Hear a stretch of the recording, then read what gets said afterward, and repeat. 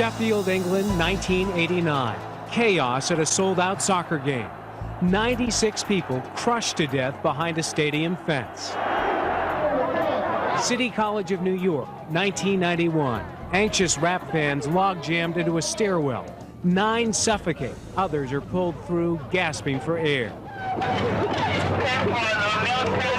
Denmark, 2000. There have been a lot of pushing and pressure up here. Tragedy at an outdoor music festival. A surge to the stage kills 9. The people in the back have no idea what's wrong. Keep your positions, moving back. You still have a problem here.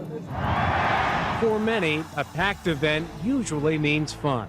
Whether it's a game, concert, or holiday celebration, more is often merrier. But when a large crowd loses control, a good time can suddenly turn dangerous, and in some cases, even deadly. Tonight, with help from safety experts and our cameras, you'll see what can happen when too many bodies get too close together. We'll show you some of the dangers to look out for and how to protect yourself. Knowledge that could help you get out alive if you're ever caught in the lethal crush of a crowd.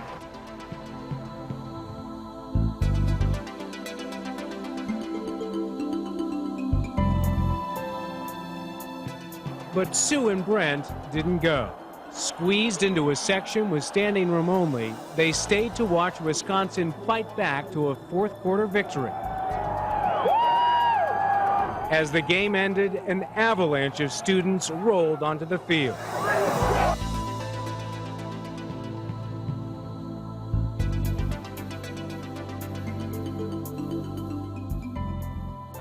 Video from the university shows that some students joined players in turfside celebration. But others, just yards away, were trapped behind a chain-link fence, separating the seats from the playing field.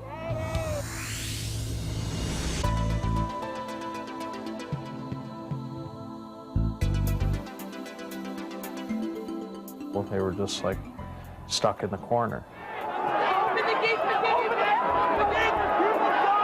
The pressure grew so strong that metal guardrails in the stadium crumpled.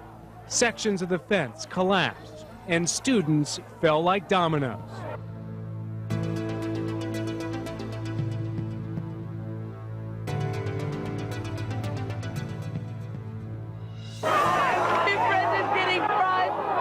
Brent, who'd been holding Sue's hand, was swept up from their 6th-row seat. His football player build, no match for the crowd's force.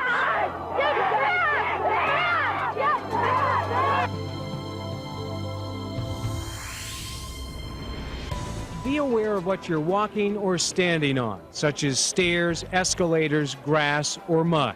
The message there is I could easily slip and fall. You could easily slip and fall, and you could also get hurt by other things like debris, cans and bottles. And be careful if you're in the middle of a tight pack, moving against your will. It could easily turn into a surge or stampede like the one at that game in Wisconsin. Safety is the foremost. To illustrate the dangers of a crowd and what you can do to protect yourself, Perkins and an organization known as the International Association of Assembly Managers gathered some volunteers, found a local rock band, and invited us to take part in a carefully controlled crowd demonstration.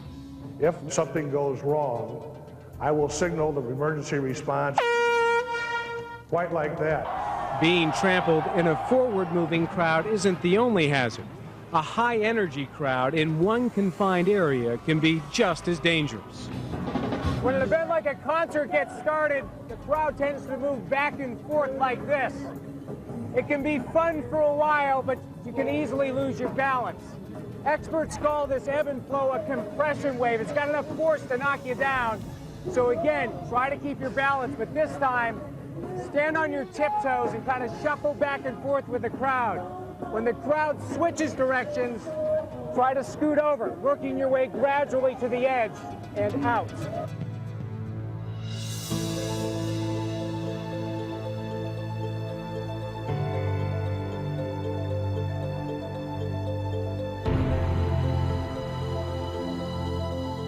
I know speakers say this, but it truly is my distinct pleasure to introduce one of my heroes, whom virtually all of you in the room already know. Larry Perkins, CPP, is the assistant GM for the RBC Center in the Carolina Hurricanes. He spent 24 years at the Meadowlands Sports Complex in New Jersey. He has been a private investigator, and he is a certified protective professional, the PPC designation. He attended John Jay College of Criminal Justice.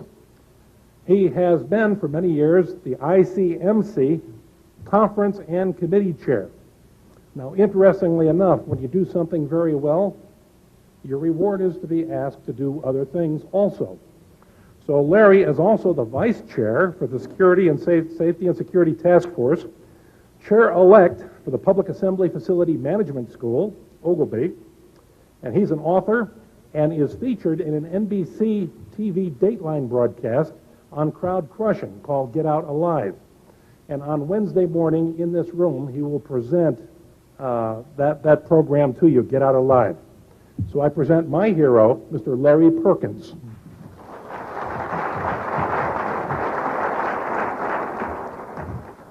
Oh, thank you, Wayne. The idea is to manage crowds and not to control them. When you get into crowd control, that's a sure sign of something has gone wrong with your crowd management plan. We have a duty of care. We want to focus on the duty of care. That's what we're doing. When we invite people into our homes, which is your buildings, we are responsible for them, from their care, from the time they enter our facility to the times that they leave and depart each one of your facilities.